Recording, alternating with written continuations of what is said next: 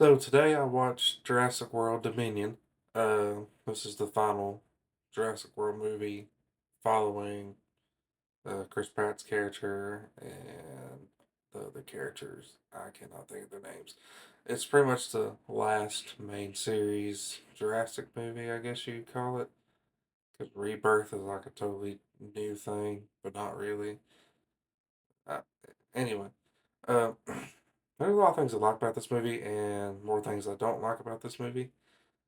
Like, for one, I really do like all the new dinosaurs and non dinosaur reptilian creatures that you see, especially the Dimetrodon and see the Dilophosaurus again, and the Therizinosaurus are pretty great. But, like, where the movie excels in effects and practical effects, it lacks in story.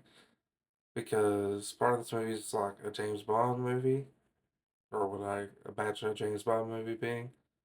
And the rest of it is just like callbacks to other Jurassic films, and then the rest of it is very poor, fill in the blank areas.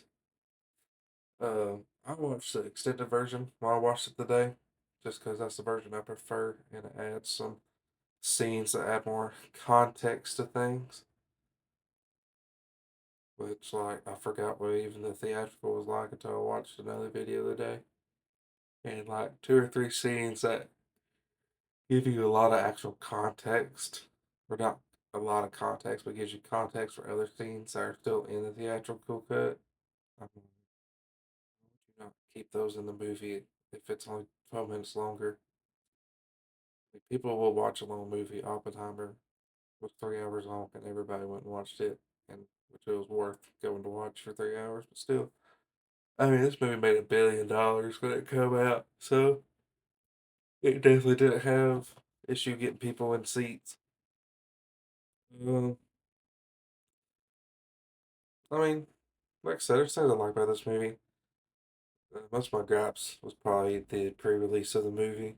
I remember all the hype around it because they described the Giganotosaurus as a Joker type villain in a Jurassic series.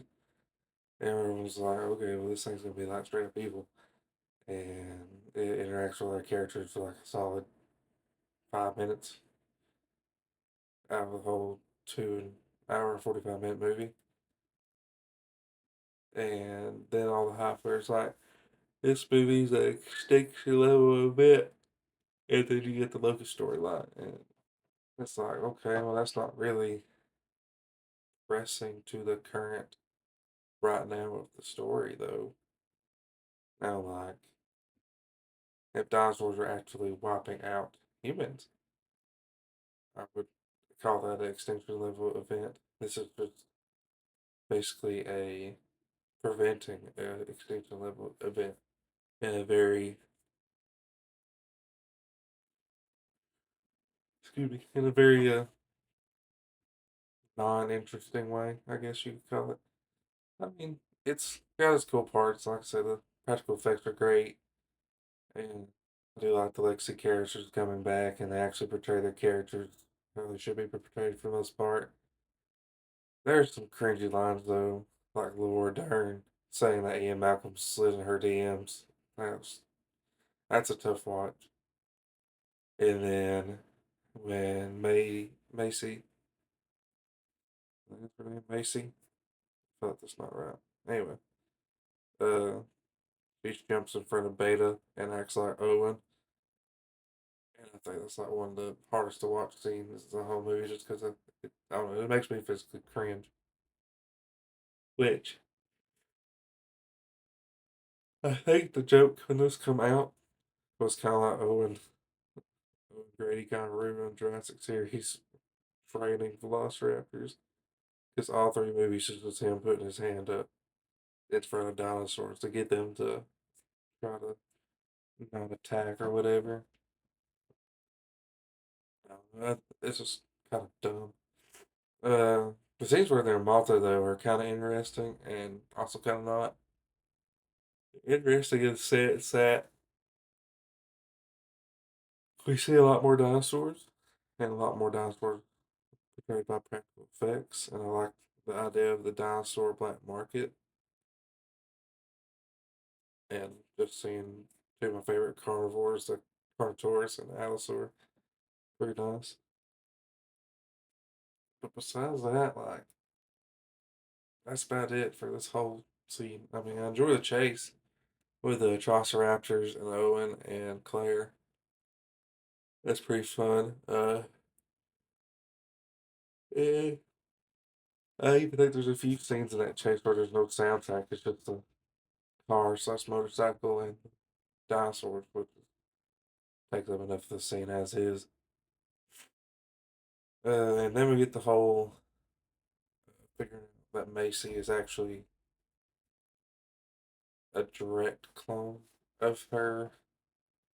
Oh, not essentially.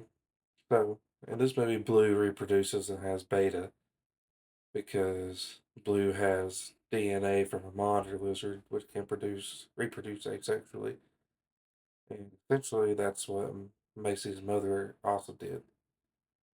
Was essentially 100% genetically the same, give birth to a child that's exactly the same as her. Uh, I feel like that's really the whole thing that the movie didn't explore well enough, in my opinion, because it's kind of like you May. I feel like that's not her name, Macy. That sounds wrong. Anyway, uh, I don't know. I feel like they could have did better developing that part of the story. Uh, Another favorite part of this film, though, is the Therizinosaurus.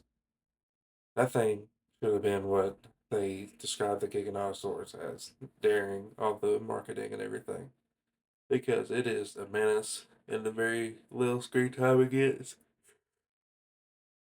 and arguably cooler than the Giganotosaurus anyway. I think it would have been fun to have a herbivore like antagonist villain, a dinosaur, versus just another carnivore. I mean, don't get me wrong, the Giganotosaurus was the largest terrestrial animal ever to live, or largest predatory terrestrial animal ever to live.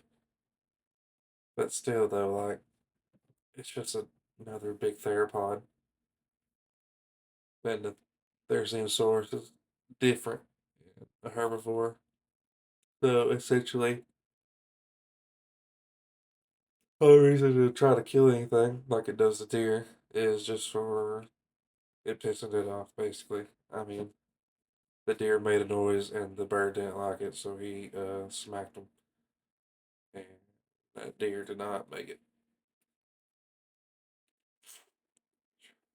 Uh, Excuse me for my sniffing and everything. I've been pretty stuffy the past couple days with the temperature and all that. Temperature changes, it messes with my sinuses pretty well.